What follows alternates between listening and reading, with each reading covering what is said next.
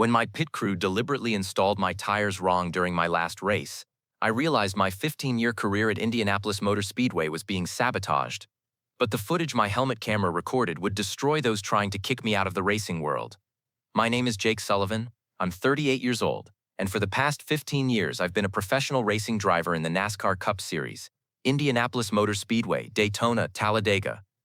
I raced on America's biggest tracks. I worked as a driver for Blackwood Racing Team, Marcus Blackwood's team. For 15 years I had earned him millions of dollars. Racing at Indianapolis Motor Speedway is every driver's dream. This is the racing capital of the world. 400,000 seat capacity grandstands, 200 unlapped speeds, adrenaline. I had raced on this track 15 times. I had podium finishes 3 times. I was Blackwood Racing's most successful driver. Marcus Blackwood was the team owner and had been in the NASCAR world for 20 years. Former driver, now team owner, successful but ruthless man, money was everything to him. He saw drivers only as tools. He would support you as long as you brought profit. The moment you didn't, he'd throw you away. Rick Henderson was our team's main sponsor, owner of Henderson Energy Corporation, rich businessman who sponsored the team with $15 million annually. He also had a 22-year-old son named Tommy Henderson, a kid as talentless as his father but dreaming of racing with money. Everything started changing at the beginning of the 2024 season. Rick Henderson started coming to team facilities more often. He was having long meetings with Marcus. His son Tommy was coming along too. He was spending time on the simulator, talking to drivers. It seemed strange, but I didn't mind. My first suspicion began at Daytona 500. Before the race, my pit crew was acting different. Chief mechanic Danny Rodriguez, who was normally my best friend, was acting cold. My pit stop timings weren't as fast as before. I was losing seconds. "Danny, what's going on?" I had asked. "Why is the team so slow?" "Jake, don't stress," he had said. "Everyone's doing their best."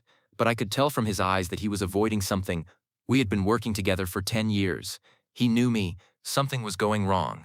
I finished 8th at Daytona. In a race where I was normally a podium candidate, I stayed in the middle positions. Marcus Blackwood's reaction was cold. "Jake, your performance is declining," he said. "I expect better results this season." The situation got even worse at Talladega. During the pit stop, the left front tire wasn't installed properly. It blew after 5 laps. My car lost control. I came face to face with the wall. Fortunately, there wasn't a big accident, but I was eliminated from the race. "How could this happen, Danny?" I had asked in the pit. "Was the left front lug nut loose?" "Jake, bad luck," he had said. "These things happen. They don't happen. I've been in professional racing for 15 years. Such bad luck is not coincidence. Someone was deliberately sabotaging." The third bad luck happened at Charlotte Motor Speedway. During qualifying, my car's aerodynamics were messed up. While I was normally a pole position candidate, I started from 15th position. During the race, I noticed the car's downforce wasn't adjusted. "Marcus, something's wrong with my car," I said over the radio. "Jake, stop making excuses," he said. "Drive the damn car." It wasn't an excuse. It was sabotage. But how would I prove it? That evening I stayed in the garage.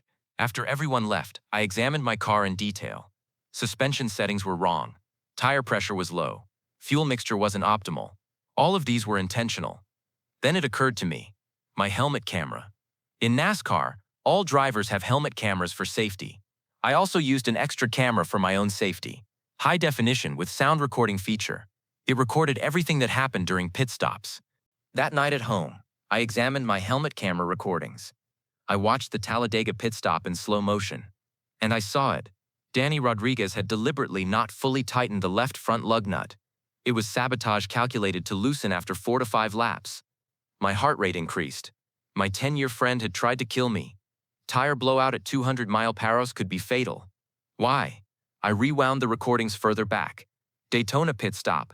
Same thing there. Fuel hose connected wrong. Tire pressure intentionally left low. It was systematic sabotage. But the most shocking discovery was in the audio recordings. Danny's radio conversations during pit stops. My helmet microphone had recorded everything. "Marcus, the plan is working," Danny was saying. "Jake's performance is declining." "Good," Marcus's voice. "Continue like this for a few more races. We're preparing Tommy." Tommy, Rick Henderson's son Tommy. He was going to be a driver in my place. His father was pressuring as a sponsor, and Marcus was sabotaging me to make room for Tommy. I understood the betrayal, but I needed to do deeper research. I secretly entered the team facilities at night. I copied documents from Marcus's office. I found secret agreements made with Rick Henderson. The documents were shocking. Henderson would increase the sponsorship money to $25 million in exchange for making his son Tommy a team driver. But first I needed to be kicked out of the team. It was called performance-based termination. There were also other illegal agreements: race fixing, betting manipulation, motor modifications that violated NASCAR rules. Blackwood Racing wasn't a circus. It was an organized crime organization. My evidence was ready, but timing was important. I would take action at Indianapolis 500. I would get my revenge on racing's biggest stage. In my last race at Indianapolis Motor Speedway, everything went as planned. I performed poorly in qualifying. I would start from 20th position. Marcus and Rick Henderson were happy. Tommy Henderson was watching from the grandstands. His father had promised him the driver's seat. On race day, I went to Marcus's office. "Marcus, we need to talk," I said. "Jake, before the race?" he said. "We'll talk after the race." "Marcus, this is the race," I said. "My last race." He was surprised. "What do you mean?" "My helmet camera recorded everything, Marcus," I said. "Danny Sabotage, your instructions, illegal agreements you made with Henderson." His face turned white. "Jake, what are you saying?" I opened my laptop. I played the audio recordings. Marcus's own voice. "The plan is working. Jake's performance is declining." How did you get this?" he stammered. "I've been using helmet camera for 15 years, Marcus," I said. "For safety. But this time I'll use it for justice too." "Jake, let's make a deal," he said, panicked. "I can give you compensation." "Marcus, deal time is over," I said. "NASCAR officials will learn everything today." 2 hours before the race, I went to NASCAR race control. I talked to Chief Steward Mike Johnson. I presented all the evidence: helmet camera recordings, illegal agreement documents, sabotage evidence. "Jesus Christ, Jake," Johnson said, "this could be the biggest scandal in racing history."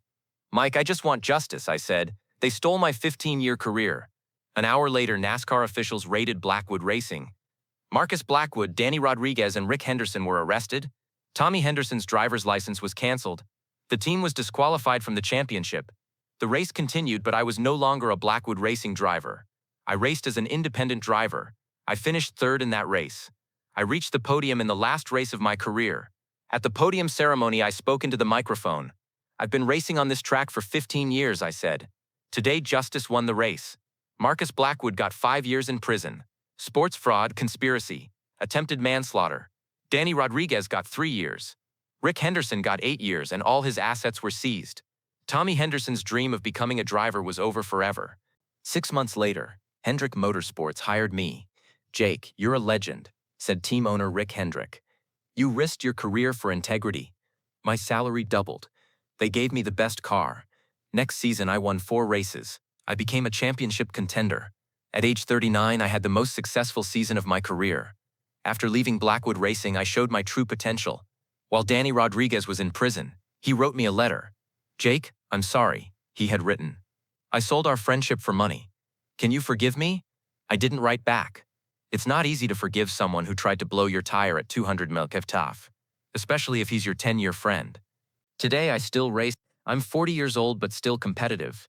Every time I race at Indianapolis Motor Speedway, I remember that pit stop moment. Danny's betrayal, Marcus's lies. But most of all, I remember that my helmet camera recorded everything. In the racing world, you wear a helmet camera for safety.